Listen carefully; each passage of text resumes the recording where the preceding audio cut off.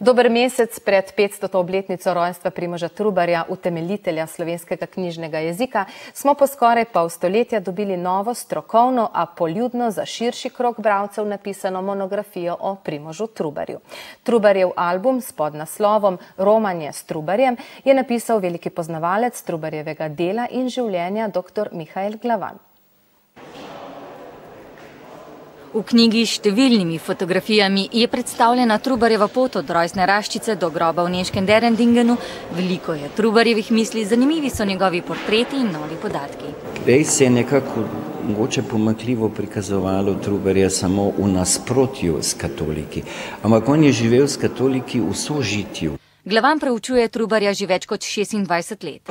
In je napravil iz tega nekakšen Trubarjev leksikon, to se pravi nekakšen, Nemci bi rekli Sachwörterbuch, se pravi na eni strani neke vrste strnjena monografija, monografski prikaz Trubarjevega življenja in dela, na drugi strani ob robu pa vse polno teh različnih gesel o Trubarjevih sodobnikih, zgradbah, cerkvah, vsem mogočem. Tudi o rojstni hiši, od katere so ostali le temelji.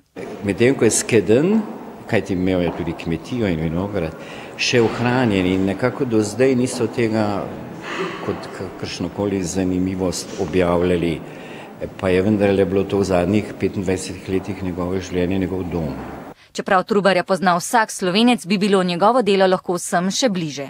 Vsa njegova besedila, tako prevode, predvsem pa njegove bogate komentarje, ki so včasih enako dolgi kot sami prevodi, predstaviti v bralni, sodobni jezikovni podobi, ki bo dostopna vsem, kajti to branje absolutno ni dolgočasno. Raziskovalce Trubarjeve zapuščine čaka še kar nekaj dela.